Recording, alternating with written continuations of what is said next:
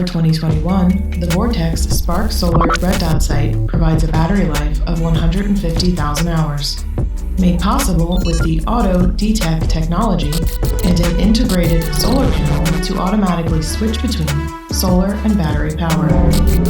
So we will start with the SPARC Solar, which has a built-in solar panel on top. Now, as far as battery life goes, we'll get to that in just a second. Critically though, it might share the name from the SPARC of old, but it actually has a lot in common with the Crossfire as far as the style of it, with how it looks, the type of the illumination. If you've seen a SPARC or even a Spitfire, their dot illumination is of a different style than what you find on this. It's hard to explain, but the way that the dot is just seems a little bit different. This is more similar to the Crossfire.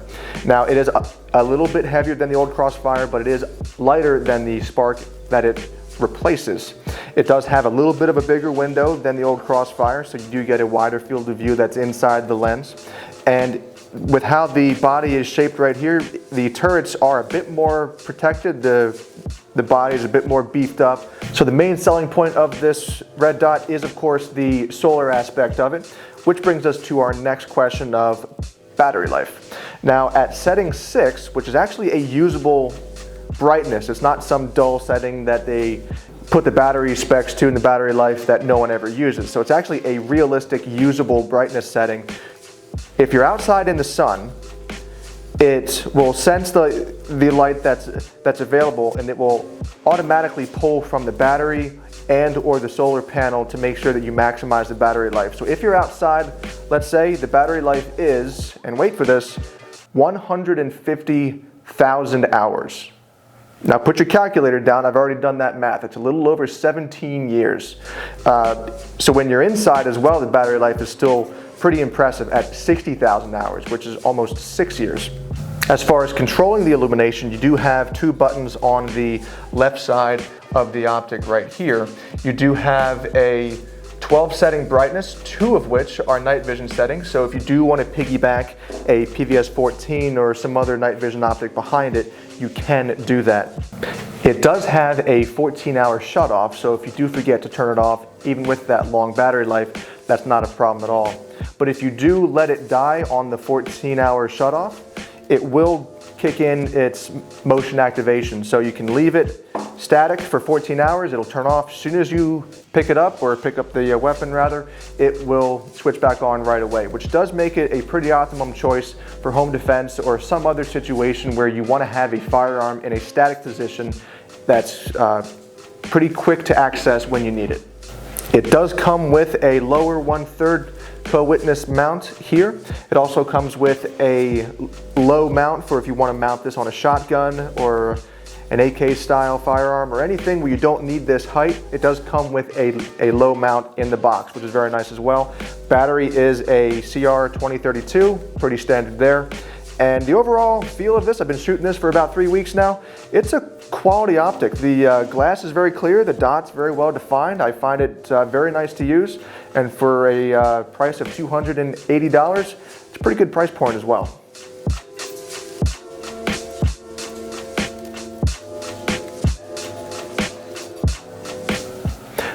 What we'll do now is put this to the side and check out the new Spitfires.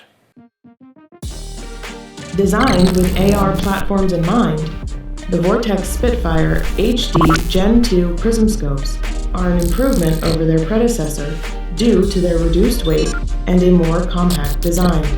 Available in 3 and 5 times magnification, the Spitfire HD Gen II comes equipped with an advanced AR VDC4 reticle and features 12 illumination levels, 2 of which are night vision compatible.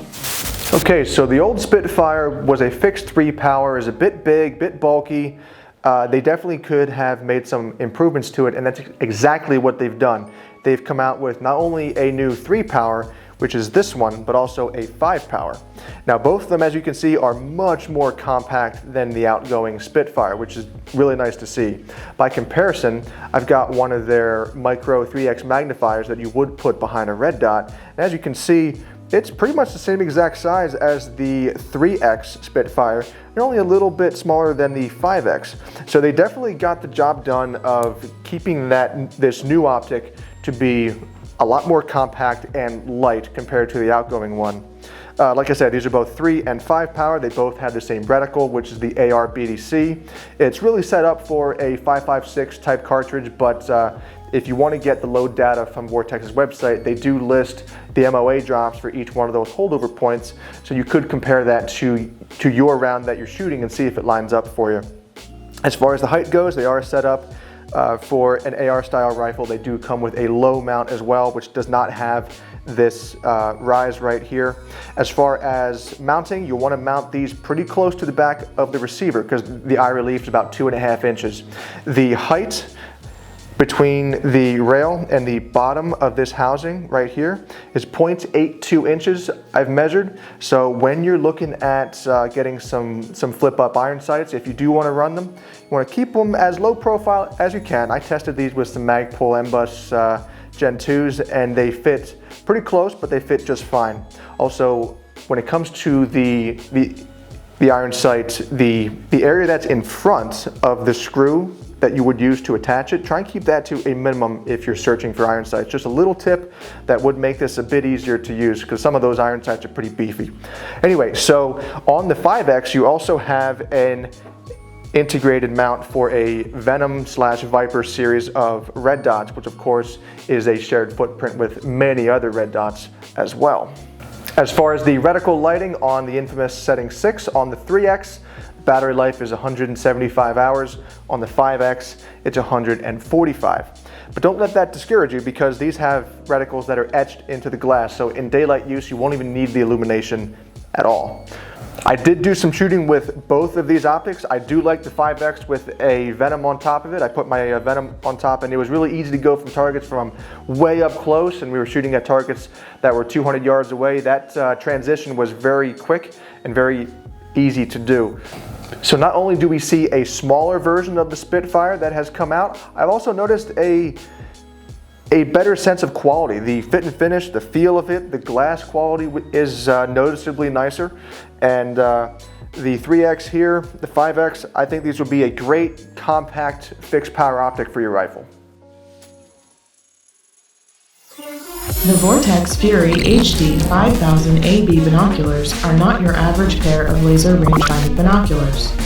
The AB stands for Applied Ballistics, meaning these binoculars utilize multiple onboard programs and sensors to calculate a precise ballistic solution to take the guesswork out of long-range shots. And last up, we have the Fury 5000, and like I said, with the Applied Ballistics, which does take a really good range-finding binocular and make it even more capable.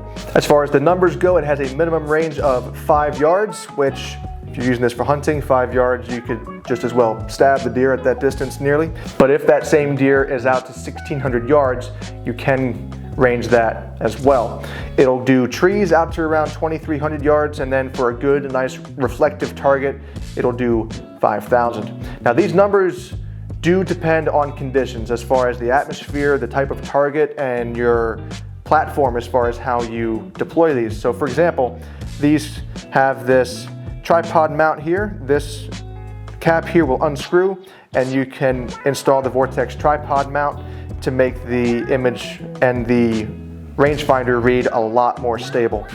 Out of the box, it does come in the default mode, which is best, as they call it. So the rangefinder will give you the readout for the strongest target that it's able to read.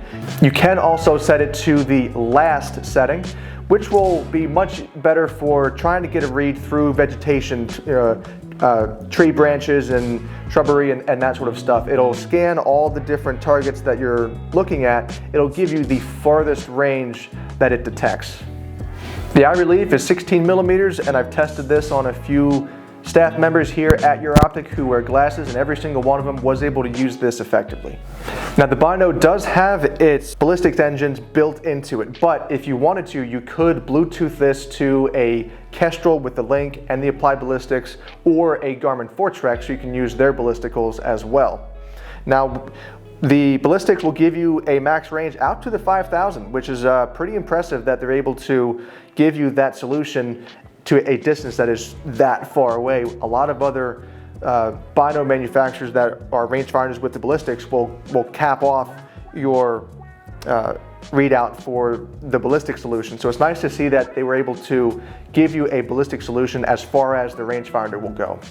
Now, because this can do ballistics, and to do so you need a lot of good data, this has a lot of onboard sensors to make that happen. So it'll do temperature, pressure, humidity, the angle that you're looking at, and it will also give you a compass reading as well, which will be really helpful for the wind modes, which I'll get to in just a second. Now, since it does have the ballistic engine for long range shooting, to support such a thing, you do need to have a lot of data for the environment that you're in to make sure that those calculations are correct. So it has a thermometer, a humidity sensor, a pressure sensor, a compass reading, and it'll detect the angle that you're looking at as well. Onto the windage, it has two pretty clever modes that you can utilize here. On the body, it has these two buttons, which you can change the wind speed in meters per second or miles per hour, and it will give you what your hold is going to be for the wind if that assumes a full value 90-degree wind. If the wind is not at a full value, it also has something called a wind bearing capture mode, and it goes something like this. If I'm shooting in that direction and the wind is coming from that direction, call it 45 degrees to the right, you would point your binos into the wind and hit this button right here, and then it will give you the wind deflection hold no matter what direction you're facing. So if I'm shooting here at first, it'll give me the wind hold, but if I choose to then turn around and shoot over here, the onboard compass will sense that I've made that correction, and it will now change the wind based off of that new direction. So it will sense where you're headed and compare that to the wind value that you gave it just a few moments earlier. So if the wind does change speed and direction, you do want to update that, but it is a pretty clever feature, especially when you're doing shots in many different directions, such as on PRS matches and things of that nature as well. So it is good that they have something like that to keep you up to date as to what the wind's doing and give you a real result quickly.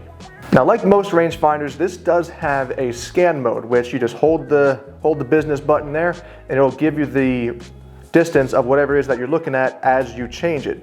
Now, a lot of rangefinders will give you that new number at the rate of about 2 or 3 a second, which is kind of nice, but these will give you that readout much faster. It was too fast for me to actually time with how much I moved it, with how fast it gave me the new result. It was pretty much instantaneous. As soon as you moved it onto a different target, it had the range ready for you, which is a nice thing to see. It means that the brains of this thing are working really quickly. So even if you don't want to do any ballistic calculation with this, but you still want to know what distance that you need to shoot to, even if you're up or downhill, this will still give you that corrected distance in two forms. It will give you a maximum angle correction out to 800 yards if the angle that you're looking at is plus or minus 15 degrees. If that is between 15 degrees and 30 degrees, that is reduced to a maximum of 400 yards. For all the distances that you'll find when doing some archery hunting, typically 100 yards and in, that's still a pretty far shot for a bow, but even so, it'll give you that corrected range no matter what angle it is. So you can be right down the tree stand right there if you need to. This will give you that angle even if it's really severe at typical bow hunting distances. When you do want to set these up for your ballistics, you can easily do that on the Vortex Fury app, which will be available at the time of this video is released. If you don't want to use that for whatever reason, this does come preloaded with 3 preset ballistic profiles, one for 308, one for 6.5 Creedmoor, and one for 223. Now, as far as what comes in the box, it comes with this nice glass pack bino harness with straps to install it on your chest. Comes with a series of manuals as well, and this nice little inspection card, which proves that this was inspected by someone named C. Bleh. I should mention as well the Vortex warranty. Even though this has electrics and all kinds of fancy stuff built into it, you still get the lifetime warranty, no questions asked. If anything happens to this, contact Vortex and they will send you a new one right away.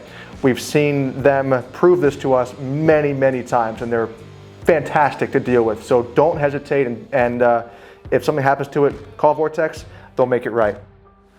Now, I do realize that I just threw a lot of information at you. There is a lot to digest here. It took a while to understand all this from our perspective, but there's a lot that these things are capable of, and we will be posting more information such as manuals and other specifications on our website. So if there was something that you do want to know that we didn't cover in this video, feel free to post it in the comments and we'll answer those as best we can.